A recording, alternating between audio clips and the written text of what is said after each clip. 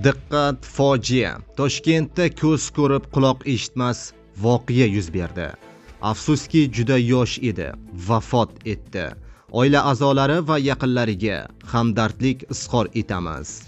Assalomu alaykum hurmatli tomoshabinlar, siz ham o'z ta'ziyangizni yo'llamoqchi bo'lsangiz, like tugmachasini bosib qo'yishni unutmang. Diqqat qiling. Bugun 8-yanvar kuni Toshkent shahrining Mirzo Ulug'bek tumanida 12 avtomobili gaz 63 yuk mashinasi bilan to'qnashib ketdi va oqibatda bir fuqaro vafot etdi. Bu haqida Poytaxt yo'l harakati xavfsizligi boshqarmasi xabar berdi.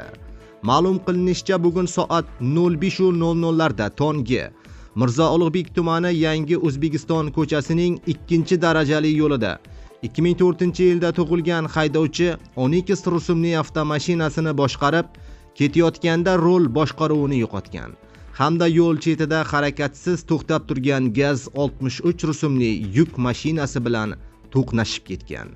Yo'l transport hodisasi oqibatida 12 rusumli avtomashina yo'lovchisi bo'lgan odam tan jarohat olgan va ushbu joyda vafot etgan.